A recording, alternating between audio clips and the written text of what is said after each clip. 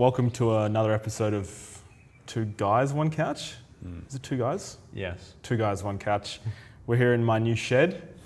Yep, as you can see around the edges of this frame, we're in fact in a shed. It's brand new to me. It was finished last week. There's a nice breeze coming through here, so don't worry, Dad, I don't need insulation or whirlybirds just yet. This couch is not that comfortable. No. It's a bit of a... Probably of the, 3 couches we've filmed on? It's definitely the worst. Probably the worst. Yeah, this is crap. Anyway, only an hour to go. Yeah, but yeah, specs of the shed, 74 meters square. Yep. How tall? It's 4.5 meters tall behind us, and then behind the camera it's 4.2. And then eventually all this area will be shelved, and it's going to be fantastic. Yeah, it's very cool. Yeah, when Nick told me he was getting shelves, Just a shed. How good could it be? Pretty good. Yeah, pretty good. It's going to change my life. Yes. It's going to fill it up with so much crap. The crap's going to come out of my house. Which is a great segue into our recurring segment about gas and crap to acquire. More stuff that we don't need. This week, immediately after finishing this shed, I was in my backyard and I was looking at the shed and I thought, doesn't that look good? And then just next to this shed is an older garden shed, looking a bit run down. I was thinking, maybe we just redo that shed, but like this shed. Also 4.5 meters tall for a garden shed. And my sane partner said to me, don't be a fucking idiot. We've spent enough money on sheds. I said, you can chip away on her, I think. Nah, I think wear her down. She's got me by the short and curlies, I think. Right. Fair enough. Anyway, what about you? So a second shed. Yes, second shed gas. What have you been lusting after? So nothing actually new on the camera front. But I did buy a robot vacuum cleaner.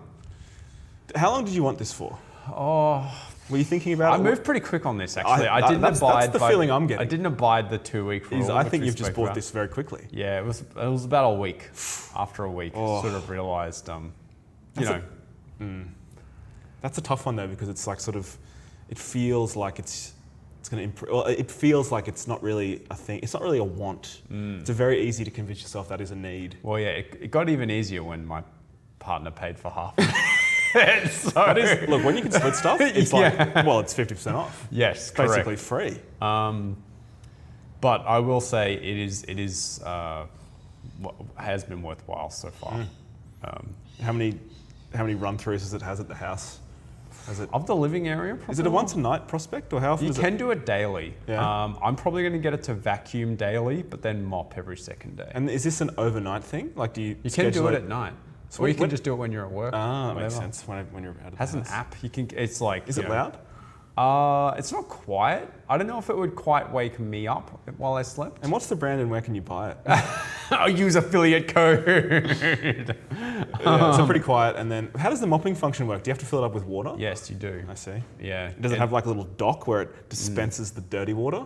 Oh my God. It's pretty cool. What a time to be alive. It's pretty cool. Did you know that back in the day, buying a TV in like the 70s and 80s was like 1/5 of your yearly income because they were such new, expensive devices. Oh, Nicholas. These days, that's bloody $600, $300 each. That's bloody 20 minutes of work. Well, so not to make this like a political economic discussion straight away. We'll get there. But so goods like consumer electronic goods like TVs and that kind of thing, they've like dropped precipitously in value over time. Whereas like other durable assets like housing and other stock stuff have actually increased in value. But the fall in prices of consumer electronics are one of the reasons why like inflation over that period is like looks lower than what it feels like when you go to buy a house or something like that. I see. Like, the cost of education, that sort of thing have increased quite a lot more. But because of things which have gotten a lot cheaper like TVs, that's dragged down that CPI metric. There you go. Bit of fun. I'm sure someone's actually studied economics will listen to me say that and be like, actually. As with all things, we don't really know what we're talking about. That's right. Pure speculation. It really just sustains the ego, these conversations. Yes. So on to more speculation. Oh, yes. I think we had the original topic was going to be about Louis Theroux's Manosphere doco.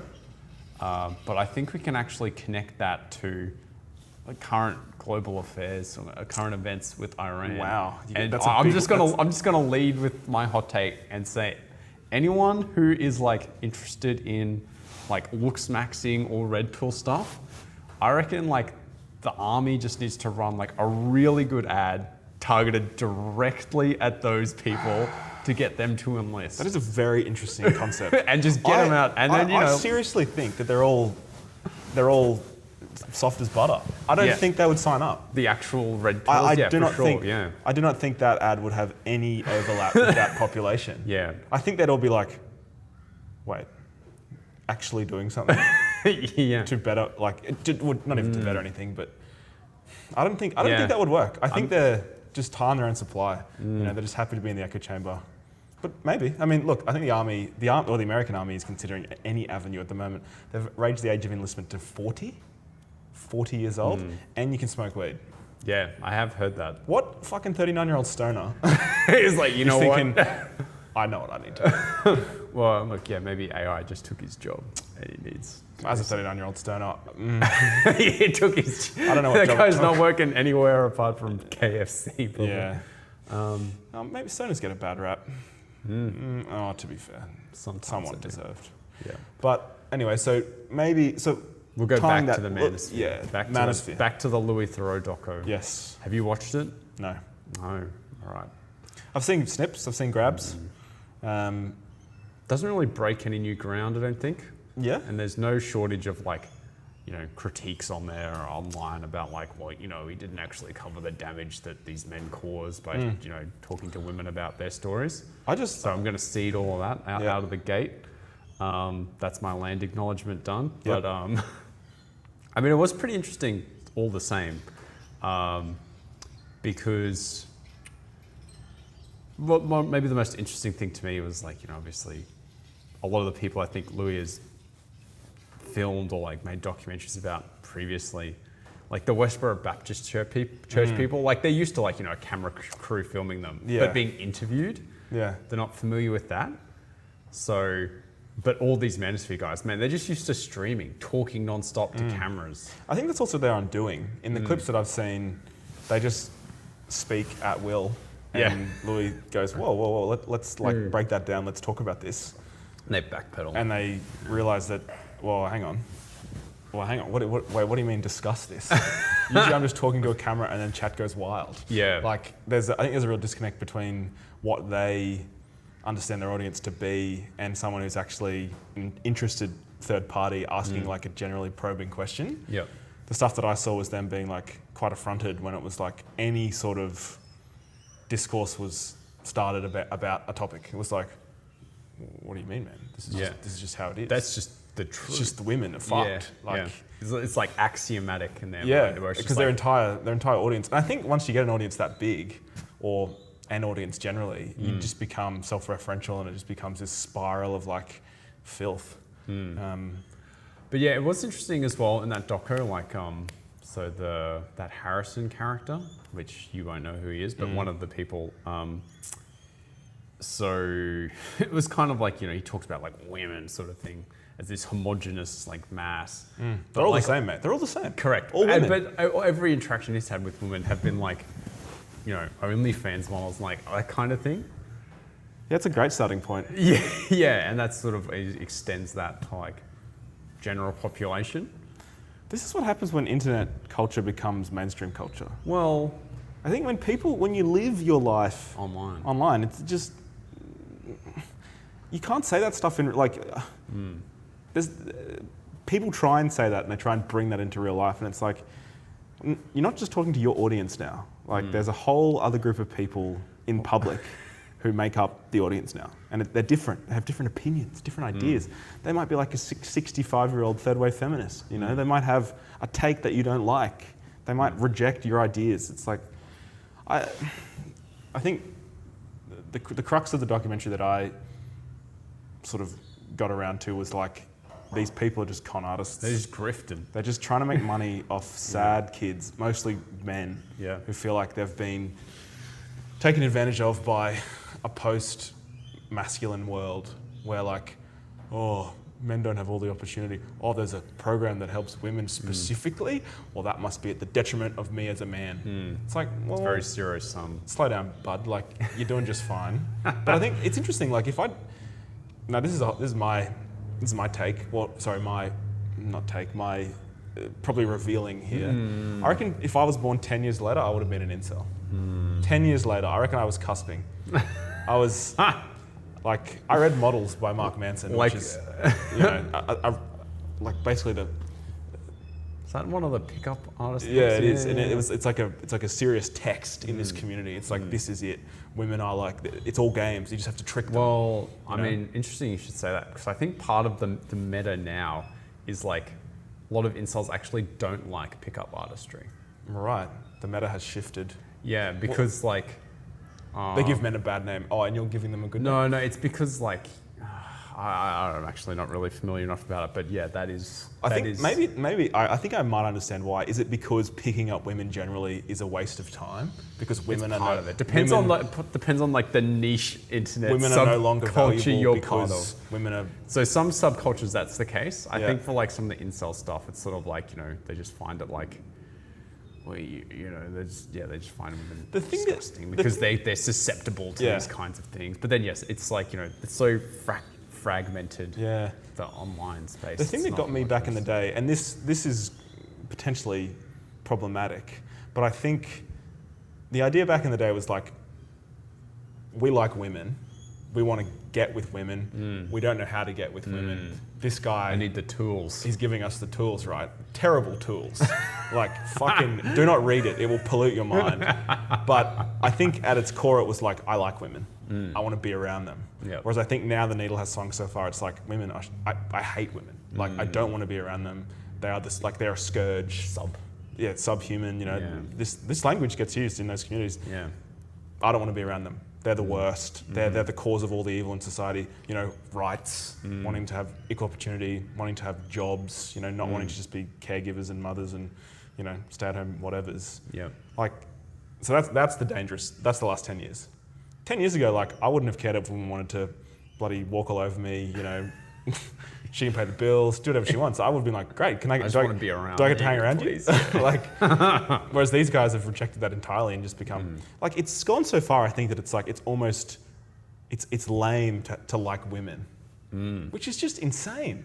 Yeah. Like if you, it's just dumb. It is so funny as well because like I think that same group of guys who feel like that when they also saw the "is having a boyfriend cringe" article, they would probably had the same reaction. They're like, "That's ridiculous. How could you?" But you hate women. Like it's just, it drives me nuts because it's like they seem to want to have sex without having to have sex with women. Or they want to have sex with women, or they want to be with women without having to be with women. It's like you can't. Those are ideologically, you cannot have that. Yeah. Right? Like, yes, you can. You know, you could have a relationship with a sex worker or whatever if you don't want to deal with. But even then, like, you still have to be with women. You can't just divorce yourself from the reality. It's like, if you're gay, you're gay. That's fine. If you don't like women, that's fine. But like, if you want to be with women, you have to be with them. And like, you're going to have differences. And honestly, all of that stuff you can just work through. And they're not, I don't think men and women have purely ideological differences. Like, I think they all, unfortunately, most men and most women like each other. Like, at a biological level, there's some level of attraction there. But there's just all this not interpersonal, cultural. Yeah, there's all this cultural like filth hanging on, cultural like fluff that gets in the way and prevents them from actually having meaningful relationships. And I think it's more so coming from men. But I think women have now just been like, I don't want to fucking deal with this. Yeah. This is a waste of time. Yeah. So I'll connect like that thought to like I think something we've spoken about before in terms of like, you know, reasons. So the OG episode where we spoke about like declining birth rates and like in my opinion, 4 episodes ago. part of that sort of like conversation is that people are experiencing like a relative decline in living standards amongst their peers, sort of thing. So like in absolute terms, you know, they have shelter, they have, you know, food and like water, but like relatively, you know, they don't feel like they're succeeding as more, you know, more economically successful people in air quotes. You think that's due to the visibility of social success? media? Yeah. But that was part of that was the discussion. But but that idea of like people's like egos and sense of self is almost entirely relative, in my opinion. And I think that's borne out by at least some amount of research. Should fact check that. It's not just me. Look into it, man. Do your own research.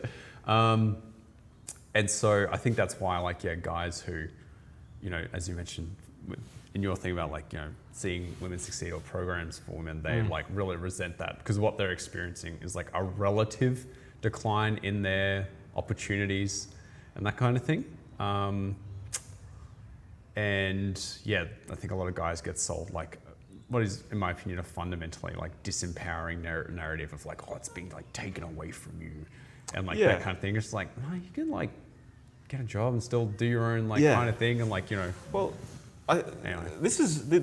That sparked a thought that part of the models book, which honestly I read when I was 19, and unfortunately it's in there. Right, I still remember bits of it. But the thing that he spoke about was cultivating a mindset of abundance. So like, oh, if this woman doesn't... Not in its own, like, not a bad advice. thing, right? Yeah. But his advice was like, think about women like this, right? If one woman rejects you, that's fine. There's plenty of other women. And that's sort of helpful when you're being a dickhead and trying to talk to women and they're like, can you just fuck off? And you're like, it's okay, I've got an abundance mindset. There's going to be another one. But like, I think that has been lost by young men. It's become this, and I think that culturally we're in a moment of maybe economic scarcity where it feels like there's only so many good jobs and there's only so many like good mates and there's only so many good, there's only so many like ideal ways to do things. And these guys feel like, well, if a woman gets that job, that's one less job for me, or like men. And that's so, you need to cultivate some level of an abundance mindset in this regard. You cannot be so overwhelmed by the idea that a woman gets a job that you don't get. Like, there's plenty of jobs, They might not all be great jobs, but there's enough work. And I think this also speaks to the notion of men have been sold this bullshit of like, oh, you have to be a winner. The Giga Chad. You have to attract women by being the best. Yes. No, you don't. That's dumb. Like, have you seen women? Yeah.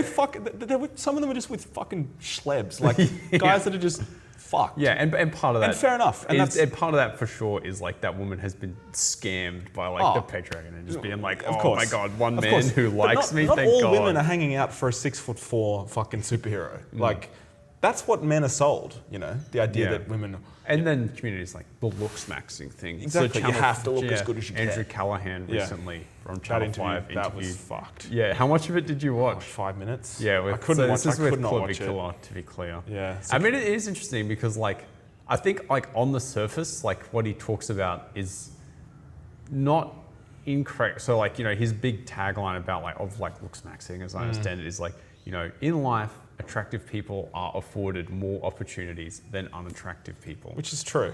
Which is true. It is true. But I don't think... But the solution to that is to not run. No, you don't try and compete. Like, I think... Yeah, if society... And look, society does reward attractive people. They get treated nicer in customer service interactions for one. They get better job opportunities. If there's an interview process which doesn't screen for looks, like if you're doing... Like, there are... Yes, being attractive... you're a better genetic whatever. Subconsciously, our brains look for symmetry and they look for like shiny hair and like, blah, blah, blah. And like, if you can't outthink or get your way around that internal bias, then yes, attractive people will get better opportunities. But I think we're almost not past that at a hiring level, but like, I think so much of what inclusivity and like modern diversity programs do is like try and screen that stuff out. It's like, if you're a hot white person, it shouldn't be a benefit to you in jobs where you have a diversity, not a quota, but like a process, like an interview process where, there's no photos, like there's no identifying information that would say, oh, this, Cindy, whatever, as opposed to like a non-white name. Just say Stacey. Stacey. You got to use the lingo. Stacey's, bro. But yeah, like, so these guys have decided that, okay, well, looking good is the answer. Let's not address that systematically. Let's lean into it and let's just try and look as good as possible. But they don't realize that like being vain is disgusting. Like It's unattractive. vanity is not attractive. Yeah. I think as a man, like being a vain man is like, it's not something that I've ever considered masculine. Like, yeah, you can dress, sort of well and like look all right, but like the level of vanity that these guys have gone to around their looks is like, it's lame. Yeah. Like, I'd say hey, what it's did you do on the weekend? Oh, I hit gay. myself in the face with a fucking hammer to improve my cheekbones. And yeah, it is quite and that actually speaks to your sort of internalized, I think, gender roles. Like, you see like grooming and like sort of as a feminine trait, which you associate with being gay. Don't worry, some gay guys are pretty fucking mask. Yeah, I know you're fucking with it, but like, they've decided for whatever reason that like I'm gonna just try and look as good as I possibly can so women are attracted to me. But I think once so you're casting this wide net of like attractiveness, and a woman might be like, oh, this guy's he's kind of fit, he looks all right. As soon as you talk to the guy, what do you do? What do you do? It's like, I stream, and I myself spend trying to all pick my people time, up. trying to look better, and then I tell other people how to do it. Do you want to go out with me? Like, and I think most women are like, it's a no from me. But then there's also a subset of women who are like, this guy's got an online platform, and like, and I think a lot of the success these guys get are from like culture vultures who just want to like hang on to them and be like, oh, I'm going out with like this guy who's got like status. That's right. And status is, I think, the fundamental thing that women look for in men. And status is irrelevant of looks. Like status can be, and this is also odd because you're a pretty good looking guy. Thanks, mate. I'm all right, but like I'm tall at least. But like I think women and culturally like status is a huge thing, and how you look is part of that. But it's also like, how much you earn. And this is sort of revealing my own internal cues as to what status actually is. Like, status is so subjective. Like, there's women who date hippie guys because, like, in that little community, they have the status. Like, he does the most yoga. Yeah. Like, he's got the best. He can touch his toes the best. He's got the best recipe. His son's for his perineum. You know what I mean? Like, status is so specific. Relative. It's relative, right? And so you can be like a conventionally unattractive guy, but if you're hanging out with like a bunch of guys that play like tabletop video games, and he's the best, and you're the best at it, well, the girl in that group's going to be like, this is it. This is the one. This is my guy. Yeah. And like relatively, you're a fucking loser. Yeah. I know someone. Yeah. Anyway, through and she's dating a guy. He's really good at like Apex Legends. I think he's like top 10 in like Australasia or something. Great. And she's like, it's pretty cool. It's fucking hot. You know what I mean? Like, so I think there's this fracturing of like attractiveness. I think maybe 20, 30 years ago and again, this is all monoculture stuff. Like when the monoculture breaks down, which it has, fundamentally it's gone. Then you have all these little fractured groups of rest like in peace. Yeah, from Homo sapiens through to like advent of the internet. 6 or something. Oh, maybe like early 2000s. Yeah. But like once that ended, it's like you can have status in the group that you choose if you find a group of people. Yeah. Well, I mean, so back to like the looks maxing stuff. So my understanding is a lot of it is like almost to like it's in competition with like other men.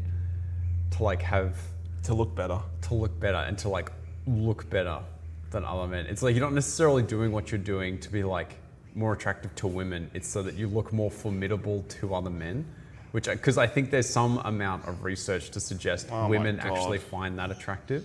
What, so like in a group of men, if you're the best looking guy, most formidable. Yeah. Is that a phrase from the horse's mouth? Yes. So I think there's like I think there's some study. Isn't this is an American thing, right? I believe so. What, they all have guns. Just fucking shoot the guy. This is my formidability right here. Formidability. I'm carrying a fucking Glock. Yeah. And I'll shoot you with it. Who's the bigger man now? Like that stuff, it makes sense from like a caveman perspective. Like, ooga booga, I'm like, I carry the biggest stick. But like, and that is, I guess, also the argument they're making is that like fundamentally in our lizard brain, we haven't got past that. Women, they sense it. It's a very cynical. They can see that I'm the fucking best. I'm the most formidable. What does that even mean? Like, I know. Yeah, especially when they don't actually know how to fight. Because like by that metric, it's just like if you have cauliflower ears, you're the king. Yeah, I'm not fucking with a guy. I want to see like when Clavicular gets cauliflower ears. That's when I'll take the formidability argument. Yeah, when you got a fucking the bridge of your nose is flat. Yeah, because it's been broken so many times. It's got this brow like this. So let me understand. So formidability, and then so they're constantly in competition with other men. Is there an audience of women most of the time in looks I don't maxing? believe so. If Who's watching the stuff? Like Like how? It doesn't make any sense. Is this just like homoeroticism? kind of, yeah. But like, you know, have we gone backwards in terms of our level of acceptance of gay men? I would say yes. Yeah, I think maybe as well. Like maybe these guys, it's fucking weird, is what it is. Like they must be tied up in knots emotionally. Like how do you have an emotional reaction to anything? Like are emotions allowed in the looks? Like are you like? What happens if you fall in love with someone? As long as you don't like crease like this, because that'll make wrinkles. Are you allowed to fall in love with someone? Like what happens if you just get a crush on someone and then it's like, what the fuck? Like it just sounds like a nightmare. Yeah, I think if you're an extremist, yeah, but I'm sure there's people in there who are Like, what just if you like fall in love doing with- just a little bit, like, you know, I just wanted to Maybe go they a don't bit believe fitter. in falling in love. What if you get a crush on someone who's like not your looks match? You know what I mean? What if they're a bit like? What if she's a bit? What if you Not like as curvy attractive women as and she like, could be, and you you're know? like, Oh my I God, can't, yeah, what the fuck? I can't reproduce inside that strata of You know. attractiveness. I was going to say before, there are studies to suggest that women look for like broad shoulders and like there's genetic markers they look for in men, but like if you're a guy who's like, say you're a short sort of slight man, Get your femurs lengthened. like is that the lengths these people are going to? Yeah. Like I know that the limb lengthening stuff is happening, but I mean, en masse, probably not, simply because people can't afford yeah, it. it's expensive and painful. That hasn't stopped, I guess, women Yeah. from doing stuff. It just really is a sad indictment of like what men think they need to do to be attractive. Like, Yeah. it's just sad. And it's almost a failure of like education as well. Absolutely. Because I mean, it's so funny because like, you know, a lot of these guys probably have actually falling educational outcomes, and it's because they're turning all their time and effort into this. Like something I've heard elsewhere, which is like, you know, it doesn't really matter like what the system is to like, you know, be successful or like that kind of thing. Like most men inside that system will work to achieve that level of success. So if that's like going to university or doing X, Y, Z, if they believe that will lead to the outcome they want, they'll do it. They'll make it happen. But you know, I think a lot of guys, you know, in those kinds of communities have been, I think, misled into being like, oh man, if you get it, like even if you go to uni, like that's not going to get you where you are because But you're like looking better because your is the PSL answer. score is like not whatever, or like, you know, What the fuck is a PSL score? I think it's like something to do with like your rate attractiveness rating. So it's who rates everyone? well it's like of course it's like pseudo scientific glad I in don't terms know of the like answers. the ratios. So, like- I don't know enough to like actually do that, but maybe we should have done that before the episode, or we can do it after. We can like You guys do your own research. we'll put up a don't know. mugshot of each other onto the thing, and we'll get these communities to rate us, and then when they tell us we're subhuman, just give up. I don't want to know. I don't want to know that my face isn't symmetrical enough for you. Like I don't care. Like Yeah. it just is dumb. Like dumb. what is the point of someone telling you that you're unattractive? How does that help anything? Well, yeah, I mean, Is to it- motivate you into doing things to make Motivate yourself you into more doing what attractive. specifically? Like I don't know. getting very dangerously your cheekbones attractive. temper? Well, yeah, dangerously like into like diet and fitness Yeah. for no positive gain. Like Well, just for the same person on the internet to. this reminds me you of marginally It's Always better. Sunny in Philadelphia. It does, Dennis, I starve myself for 2 meals a day, but I look good. I look good, right? That actually feels like That's what it feels like. that does feel like actually an unreal Always Sunny in Philadelphia episod. Mac and Dennis get into looks maxing. Yeah, And then Dennis would take to it like a fish to water. And then Charlie's like, "What the fuck is looks smacking?" And he ends up with like a really hot girl. That'd be the that joke. would be the joke. Like he shacks up with someone hotter than both Yeah, of them. and he's like, "What the fuck?" Just like, Oh, if that episode gets made, you heard it here. yeah. Well, on a potentially a small tangent. So there's a subreddit on Reddit called r bald, right? And it's guys that are balding and like badly bullied. Like it's not like, and they're in denial, right? These are guys with comb overs and like they're hanging on, like the hat wearers, like the beanie guys, like, you know, early 30s, sort of it's going and they're holding onto it, right? Let it go, man. And the whole community's like, you just got to shave it off, man. You just got to shave it off. And they all shave it off and they look so much better. And then the community's like, good job, man. You look really good. Like, this is a great move for you. It's like a really positive, and that's like probably the only, I think, recent example that I can think of like a positive online masculine. Yeah. But it's still action based. Yeah. It's still, you've done something to achieve. Yeah. Which I think is the opposite to women's. I think women's attractiveness is all about self-acceptance. Depends on the online niche subculture. That's true. I would say there's a growing space where it's like that is happening. Yeah. I think, well... But then it's still obviously a lot of it is just like, your nails look ratchet or something. Yeah. Is that actually, that's maybe culturally insensitive to saying that? In some group it probably applies. But yes, like, you know, your nails don't look good, or your jewelry doesn't work. Like, but I think there's also like, you're right, I think it's very specific to each group. Like if you're in like a fitness sort of circle, it's like you got to get fitter. You got to look, you got to, you know, whatever. You got to add that half inch to your arms, mate. Seriously. Arms, ass, come on. Half an inch. As a 40 inches. Yeah. So, I don't know. I just my overall sense of this whole community is it's just it is a sad indictment of modern masculinity and the role models these guys have had. Yeah. Like, what happens if your dad has said to you, like, look, mate, you know, being a man is about this and this and this, and like this is a framework for masculinity. I don't think you end up in this position. No. I think these guys, I don't even know where it like. Are these like chronically online 12-year-olds who have just grown into like, that's all you've read, women are the worst, you have to look good to attract women, and then like, you know, by the time they're 20, that's who they are. Yeah, it's obviously like, mix of people. But I think there's a lot of people like that. There'd be some people on there who are just on there for the meme, without a doubt, but I think we've been through that. You know, it's ironic until you're saying it all the time, and your actions become habits, become you know who you are. Yeah, your thoughts become words, your words become actions, your actions become habits. But I mean, I think it's also an indictment, like looksmacks and that kind of thing, of people's lives actually becoming increasingly online. Because like I think, you know, sometimes it's something else I've lifted elsewhere, but is true, I think, is like historically, you know, I think we're maybe the last generation to have this point of view, but for us, there's still that distinction of like the real world versus like online stuff. Whereas I think for Zoomers and Gen Alpha, man, there is no difference. There is like, you know, it's all the metaverse. It's like the online like world is real life. Which is, and if you have 8 hours of screen time a day, it is your real life. You're on it.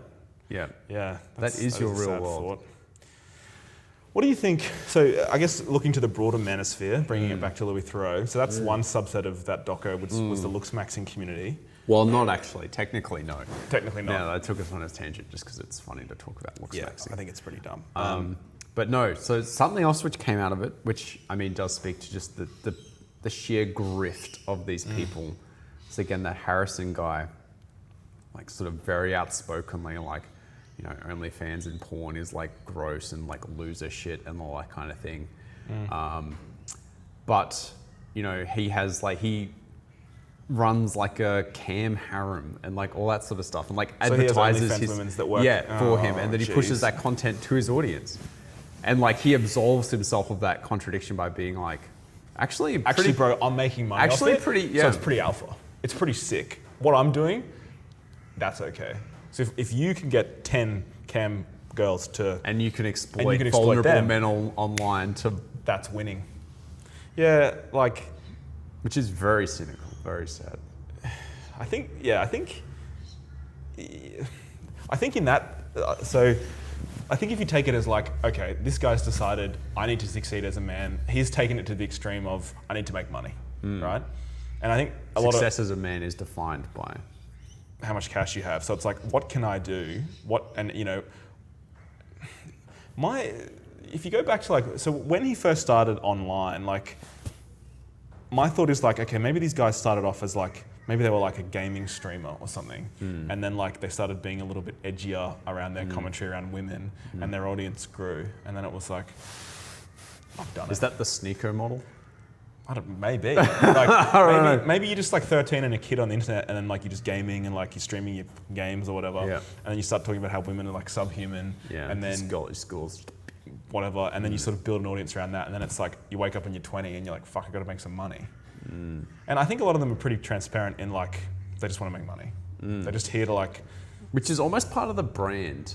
Like it's not a contradiction that like they still advertise or push porn or do and they'll other sell things. Stuff. They sell like merch. They sell or like coin or like crypto rug pull shit. Like all that stuff where it's just like, oh, if you got sucked in by that anyway, then you were a fucking dumbass and you're not on my level. And, and then you've got like the subscription only podcasts, and then Discord chats where you can talk about how much you hate women, and I'll give you some tips, bro, because I have the answers. And like, they don't have the answers. But it's quite sad, right? That like, I think one of the reasons why the Discords and that kind of thing are so popular is because it finally gives some of these guys like actual community. That is the thing, and I think absolutely right. It's a group of disaffected young men who are isolated and they're looking for connection, and unfortunately, as a society, this is the connection that we've afforded them. It's like, God, when you're 15, like, as a man, like, fuck me, I was not doing not a lot of frontal lobe action. But also, like, I don't think there was much capacity for me to like connect. Like, I spent a lot of time on the internet as a kid, but like, I think back then these communities weren't as prevalent. I just played stupid games, and like that was the community. It was like talk about the game, and like that was a status thing back then. Was like to get status in that community was to get better at the game. So it was like, I'm going to be the best at whatever game I played. I'm going to be the best fucking whatever. TF2 was my game, but that was what I was like. That's the status. And then in the group of people at school, like 8 of us played TF2, and it was like I was pretty good. So it was like a little bit of status there. Clout. You know what I mean? Whereas nowadays it's like the clout is like, I'm the biggest misogynist. I know the most about why women suck. I can actually prove to you. Science. I'll say the most fucked up thing about a person. Yes. Which is just like I don't know when that transition from like, and part of me thinks like this is all sort of deep plant stuff by conservative groups to sort of bring people back to conservative ideals, because Gen Z as a generation is more conservative than us.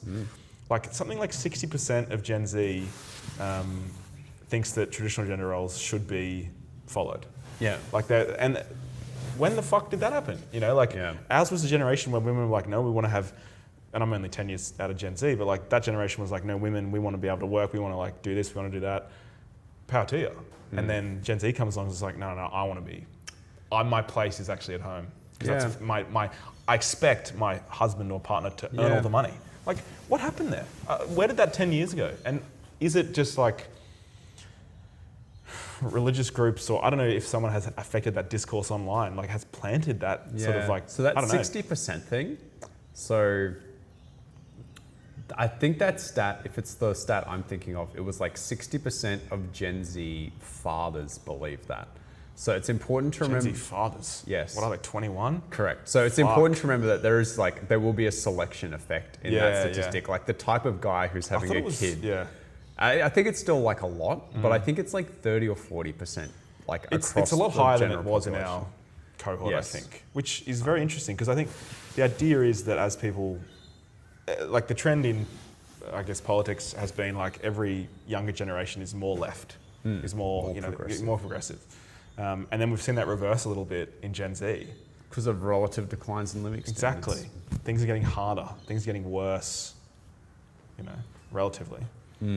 So therefore, women are the problem. Women are the boogeyman. What changed? Women got rights. Or women, women started working, and that's when it all fell apart. I didn't have a fucking cocktail when I got home, Which didn't have an old fashioned when I got home. Yeah. After I had 5 at the office, and then drove. That's gone back a bit, but it's just and I think maybe the guardrails that keep us all sort of coexisting relatively peacefully just fall apart when things get shit. Correct. Yeah. Like what's that like during like that line where it's like, society is a collective 3 missed meals away. Yeah. From it all falling apart. Yeah. Which, for me, doesn't say much about society, but yeah, if like relatively your living standards gets worse, then it's suddenly we have to blame someone. Yeah. And that becomes Well, whatever group you want, whatever group you can make money off of. Yeah, I mean, not to like pivot and get too depressing, but like I feel like that's something you can observe in like a lot of countries in like the West now, and that's why things like social cohesion, which I think is a bit of like a naff term. I think it's an important term.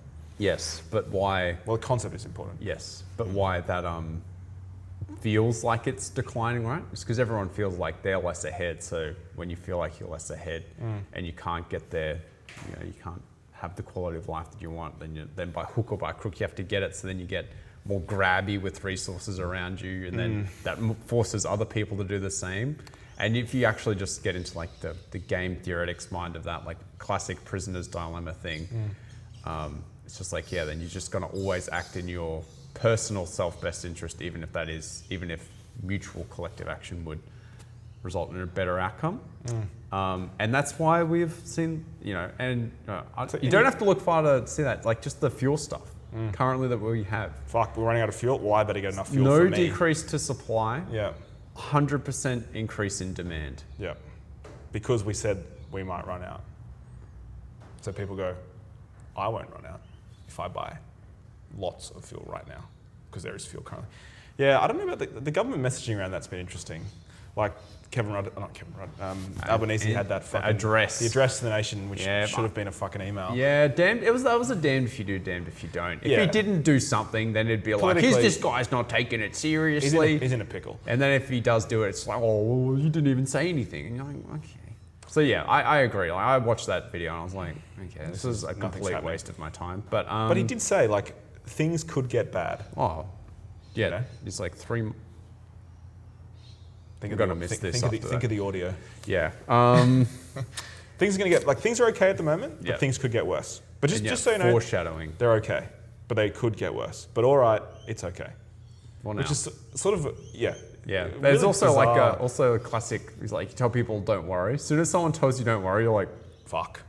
Why are you telling me that? And then every conspiracy nut goes, fuck. Government says it's all good, we're fucked. It's over. You know, it's we're over. fucked. I'm bugging out. Yeah. Anyway, back to the Manosphere.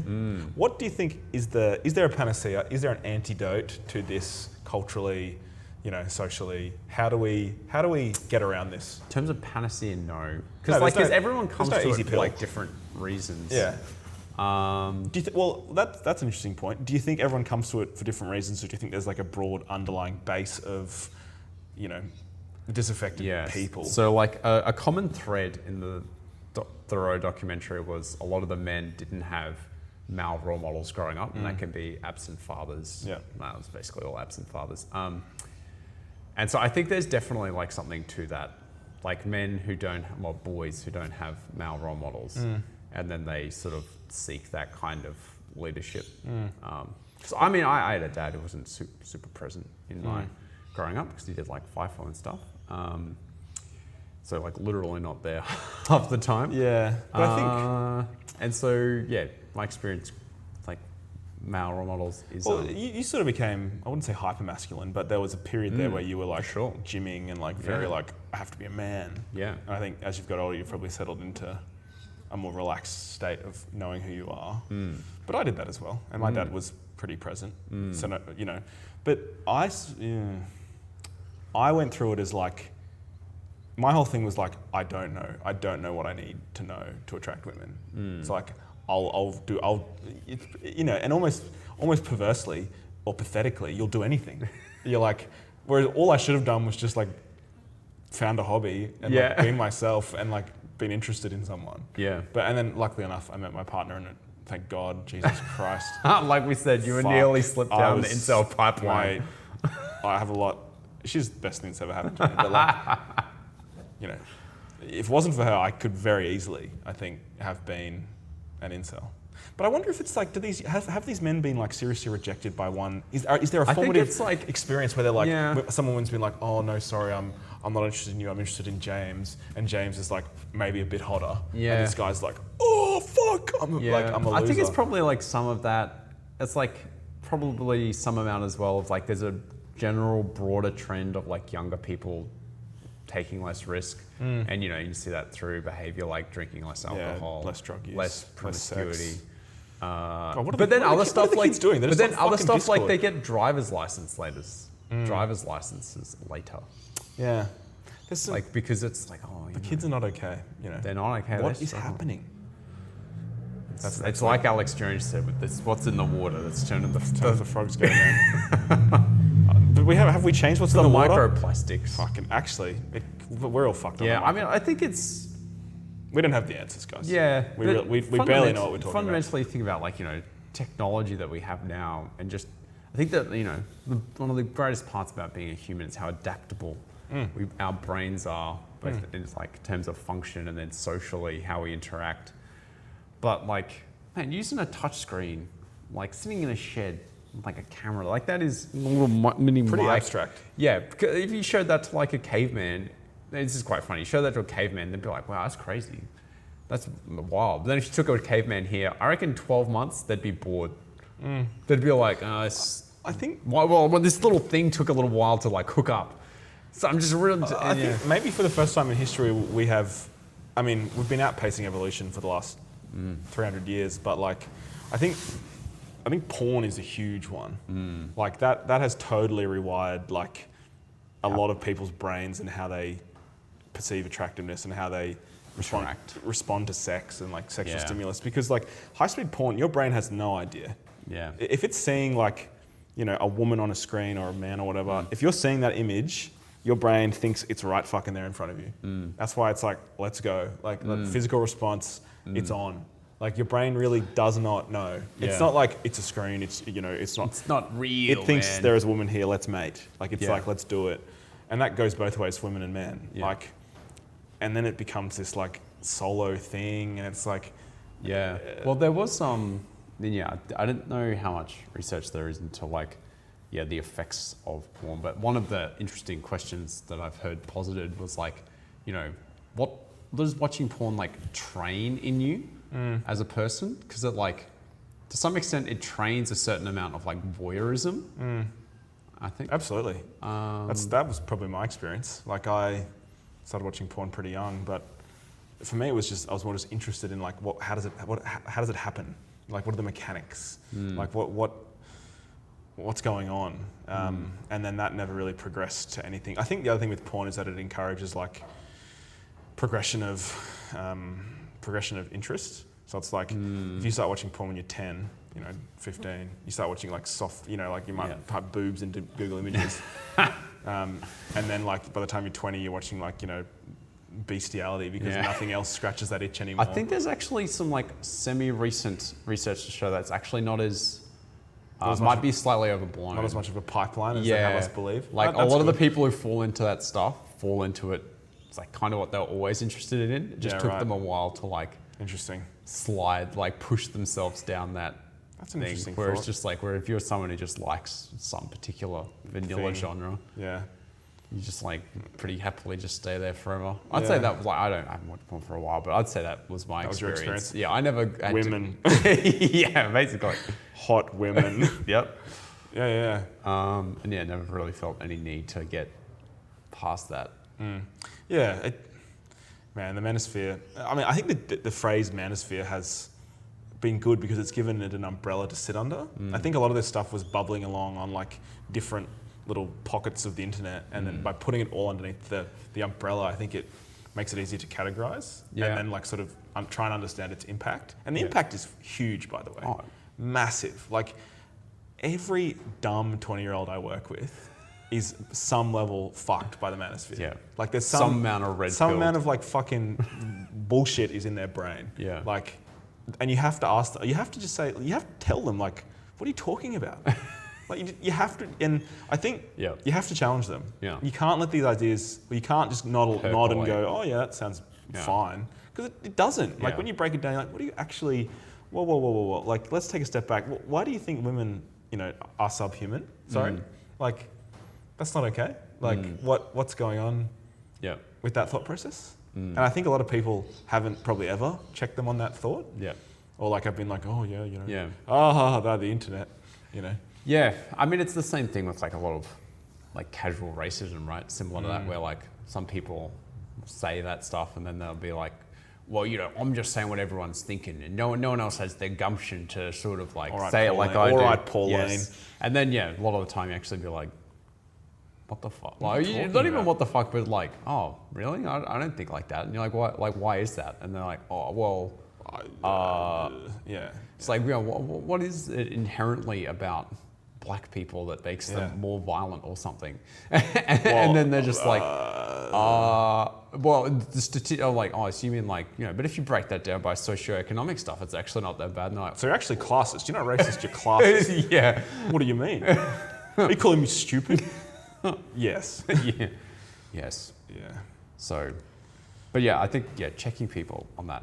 You have to. Being curious about it. Yeah, and kids, you have to you can't let this stuff fester. Because I think, God forbid, forgive me if I ever have a child. Forbid as well should be good. But if you ever have a child that and I think it's just as insidious for women. I think it's just in different groups. Like if you have a daughter or someone who gets caught up in this kind of stuff, they don't get caught up in the manosphere. They get caught up in traditional relations, traddy stuff, and then I just exist to please this man. Yeah, you and have to look this I way. have to be monogamous to him, but he doesn't have to be monogamous Reverse to me. monogamy. What a fucking scam that is, bro. What is masculine about being like, I could fuck anyone I want, but you can't fuck anyone else because actually I'm scared. Because they own you. Well, actually I'm scared because you might like that. They might actually make you come. But yeah, it's just in the whole thing is a contradiction, which is it's the whole thing is a contradiction, but also none of them care. No one in the community sees it that way, or is worried that they are in fact entirely contradictory in their values, and it's just they don't care. It's very Trumpian. It's very one day I'll say this, the next day I'll say big that. And brash. Just they don't care. They just say stuff. It's not logically consistent. And then it doesn't have to be. Their audience just feels something. They go, "Fuck yeah!" They feel an emotion. Then the next day, haha, fuck you. Certainly some amount of 1984 in that, right? Like the doublethink aspect. Yep, he got it right. Good old George. Oh yeah, didn't he? Yeah. He's not a great guy. Yeah, didn't he isn't there now allegations that he stole a bunch of that stuff from his wife? Yeah. Wow, was he red pilled? You heard it here first. And that's the thing, as soon as, the notion of that joke is so common in that community. Yeah, you just refer to someone or something as red pilled or black pilled or blue pilled. Yeah. And the red pill, blue pill thing actually comes from the Matrix. That's the origin of the phrase, but fuck me. Yeah. Well, something else, actually, this is a bit tangent. The Matrix things. Black pill's even worse. You don't want to get on the black pill. Yes. But in the documentary, the Matrix is a bit of a meme in these communities, apparently, in terms of if you're red pilled, you get it, you get the Matrix, you get you understand, you wake up. Yeah. You see it for what it is. It's a construct, bro. But another surprising thing was the amount of how close or it's a lot of conspiracy in that world as well. And it's specifically conspiracies around anti-Semitic stuff. And then some racist stuff as well. These guys. Well, anti-Semitism is racist too. But it was really of the sections they showed in the documentary, it was really hard to tell if it was genuine, earnest beliefs or I'm just saying this for shock. Yeah. For shock, because Chad will love it. Chad will be like, oh, yeah. You can't say that, bro. You can't say that. You're like, oh, yeah, go off. And you're so it's... But I think it's actually irrelevant. I think whether you're saying it just to incite an emotion or whether you're saying it because you believe it, you're still saying it. Yeah. It reminds me of it was an iDub section he did years ago. It's just a bit of a tangent, but it was about meta irony, which is where so the example iDub's used is you unironically you can be I don't like shit. You're sort of poo, that's gross, whatever. And then ironically you'd be oh, I hate I love poo, but really like you hate it. And then there's like meta irony where it's just like, oh, I love shit sort of thing, but you actually don't like it, and you go back to and then there's like, and then it's misrepresenting how you feel to make it like, engaging or something. Anyway, watch that. We'll clip in the IDUB section, but no, we won't. No. But yeah, I think that's all these guys, like that's the space they exist in. There's meta irony. But it gives you a framework to like also say, no, actually, I was being ironic. And so there's a constant out of like, well, no, actually. We always got the escape hatch. Yeah, actually. It's just a joke. It's just a joke, bro. But no, you don't get it. You don't get it. I wasn't talking about it like that. Yeah. But like, you're still saying the words. Like, fucking hell, makes me sad. Does make the kids aren't all right. Kids Comes are not back all right. to that. Just go and kiss each other, for God's sake. Just like hang out. Like have fun. Bit of consent, God, if I was fucking 18 again, jeez, man. I'd just be, probably red pilled. Yeah, you'd be snatched up. I'd be fucked. I'd be 3 rejections and I'd be like, fucking women. What did I do? What did I do? Why was I so naive? Oh, I'm so stupid. Why wasn't I born hot? Yeah. If only I was taller. Yeah. Yeah, no, it's... A lot of short kings in that community, unfortunately. Yeah, that actually does remind me about something else from the documentary. One of the cast of characters, I think his name is Jack or something. He was one of that Harrison's, like, not henchmen, but like... Entourage. Yeah, entourage is a good way to put it. And like, his shtick was like, basically just like approaching women, like trying to get numbers and that kind of thing. Yeah. And on like, stream, of course. Yeah, on stream, of course. Because that way, if this woman, if something happens, if she accuses me of something, I've got proof that she was lying to discredit me. Yeah. Because I'm such an honest, pure. But like, I mean, it's like anything, right? So like let me start with this tinge where like, when you're in like a shopping center and there's someone there with like some like charity organization and they're just cold like approaching people, and you just hear like that dead tone in their voice, hey man, where there's no enthusiasm. enthusiasm. Do you mind if I talk to you for a second? You're like, hey, go mate, and I can't hit the note, but like you know what I mean, like that tone. It was like it was him doing that to like just woman after woman. Yeah. And that actually kind of made my blood run fucking cold. Like. To just like... it's gamified like relationships. Yeah. Yeah. But yeah, and that maybe connects to something else that I think a lot of look-smaxers maybe believe, which is, and like red pill stuff, where it's like, relationships are basically just brand collaborations. Oh, fuck, that sums it up, doesn't it? Yeah. It's like you're not actually connected to this person. It's about how you both synergize each other's like online presence. Well, if we hook up, or clout. We could do OnlyFans, and then like, that'll boost you. You need content, right? And I need like to sell to my people that I'm fucking cool and hot. I need a hot girlfriend, which is you. So like together. And then the breakup, that's gonna be a whole content, like TikTok. Bro. Yeah, that's content. And then I can talk to them about how I got tricked. Yeah. This woman tricked me. I fell for it again. Women, fucking witches. Bitches. Like. Yeah. Oh. Yeah. Just what happened to just like liking women and then giving it a crack, and then if they say no, you're like, okay, that's fine. Thank you. Abundance mindset. Exactly. There's so many beautiful people out there. So many beautiful people out there. Anyway, that's probably enough rambling. Yeah, about Manosphere. Yeah, I don't know if we did anything productive. Just like a really bad summary of the documentary. So we barely talked about the documentary, but it was good to catch up with you, Jory, in my new shed. Yes. It's been fantastic. I really hope the lighting hasn't changed too much over the last hour, but we shall see. We'll find out, yeah.